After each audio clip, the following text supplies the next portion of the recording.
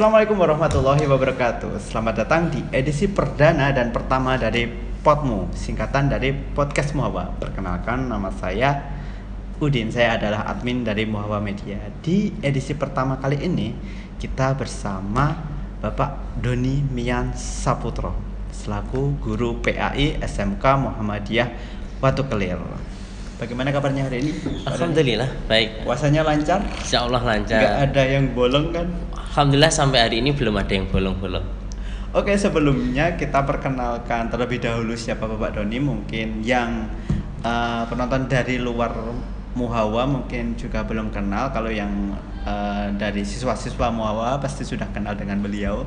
Dan mungkin bisa sedikit diperkenalkan tentang. Baik. Silakan. Oh iya, baik. Assalamualaikum warahmatullahi wabarakatuh. Baik, perkenalkan kami saya Doni Mian Saputra, salah satu guru PAI di SMK Muhammadiyah Watu Kelir dan termasuk guru baru di PAI di sini, Mas. Karena saya pindahan baru tahun kemarin, belum genap 1 tahun saya mengajar di sini. Saya dulunya di MI Al Islam Meranggen, Polokarto, Sukoharjo. Hari ini saya pindah di sini karena sudah menikah dan dapat orang Weruh. Sini kebetulan. Jadi hijrah ceritanya. Iya, jadi hijrah. Hijrah dari Polokarto ke Weruh. Iya, KTP sama kakak sudah jadi warga Weruh sekarang. Warga Weruh, iya, baik.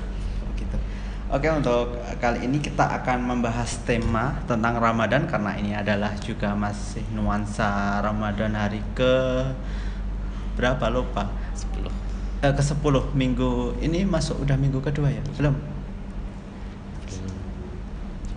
Ini udah dapat 1 minggu ya ini? Iya, kita udah dapat.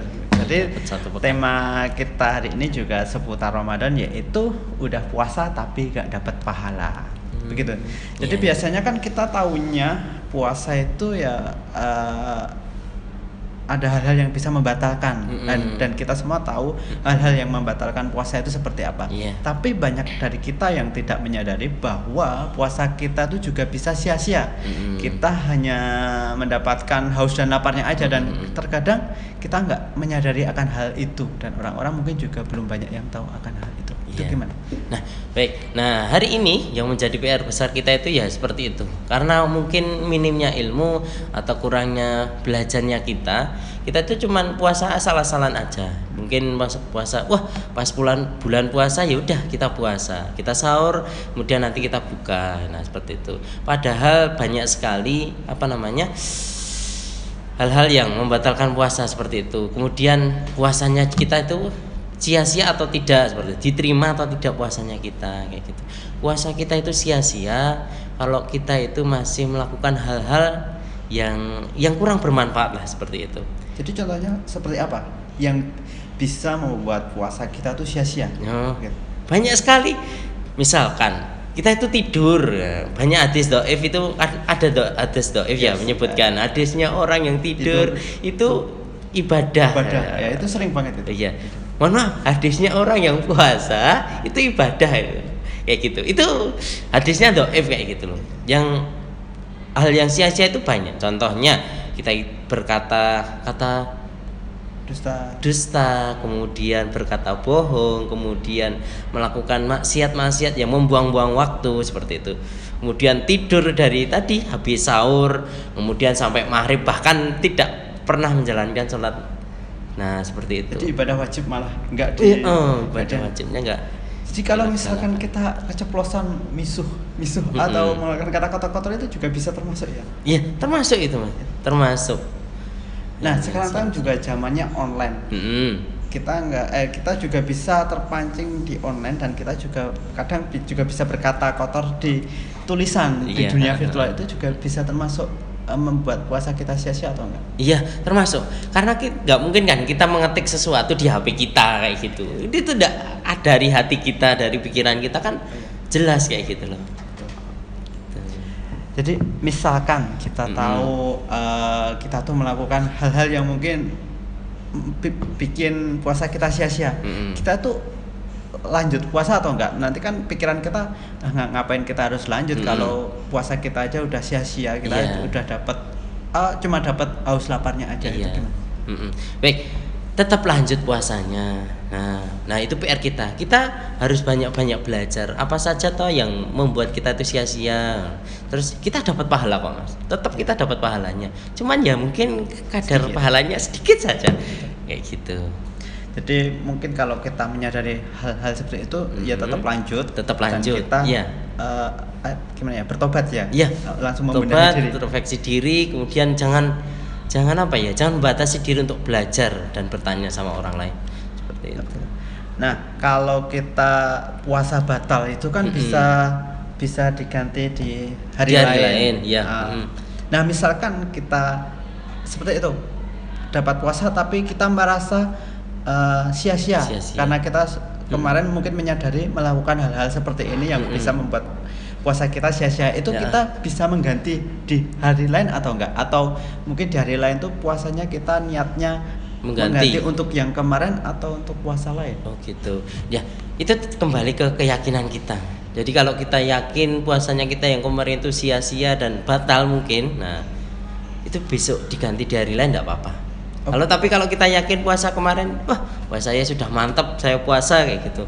Ya sudah, puasa itu enggak apa-apa. Ya tadi masalah puasa, pahala dan balasannya itu nanti yang membalas Allah langsung. Ya, yang tahu. Seperti itu. Ya. Allah ya berarti. Iya, gitu. Terus cara terbaik kita untuk menghindari hal seperti itu tuh seperti apa?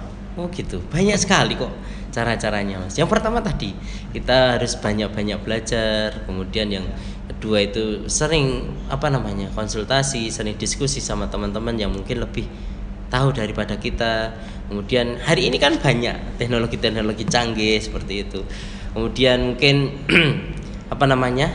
kalau habis sahur itu jangan dibiasakan tidur. Kemudian kita ikut ke masjid, mencoba memakmurkan masjid. Nah, alangkah baiknya ketika habis dari subuh nanti kita darus atau ngaji Al-Quran, kita pasang target mungkin Ramadan harus khatam Al-Quran minim 1 kali. Ya seperti itu. Jadi kita join dengan kegiatan-kegiatan yang bermanfaat untuk menghindari hal-hal seperti itu. Iya, nah, kalau misalkan kita terjebak di situasi di mana nanti di situ kita berada di sebuah kegiatan yang bisa menjurus ke yang bisa membuat puasa kita sia-sia, itu gimana? Misalkan ya kita awalnya cuma diajak sharing, tapi berlanjut ke misalkan gibah seperti itu. Nah, itu gimana? Itu perkara yang sangat-sangat susah sekali itu. Banyak hari ini yang seperti itu. Ya mungkin dan kita kan nggak menyadari kalau kita tuh sedang gibah, kita tidak menyadari. Iya. Kita kan kadang nggak menyadari tentang soal gibah itu, sering banget kita nggak menyadari bahwa kita tuh sedang bergibah dan itu hampir gimana ya, sudah membudaya dan itu sebenarnya kan berbahaya sekali kan hal seperti itu. Gimana itu bisa nggak sih kita cara menghindari atau keluar saat kita berada di zona seperti itu? Ya ketika pas tadi ya kumpul sama orang-orang kemudian bahas kayak gitu. Hari ini tuh fenomena yang sangat sangat sulit kita hindari. Misalkan ada orang pakai bajunya beniknya selain satu aja gitu mesti dirasani, diomongkan kayak gitu loh. Cara menghindarkannya gimana ya? Orang yang harusnya ketika tadi sudah puasa itu sudah mawas diri, sudah tahu diri. Oh, saya sedang puasa. Seperti ketika kita diajak berantem sama orang, kemudian difitnah sama orang, mohon maaf saya lagi puasa dan seperti itu. Kita kembalikan ke diri kita, terus kita boleh keluar dari forum itu, tidak apa-apa. Jadi berusaha menghindari dengan menggunakan alasan tertentu seperti itu ya. Nah terus kan ya seperti tadi tentang tadi kan dijelaskan ada hadis dhaif tentang orang yang tidur itu ibadah ya.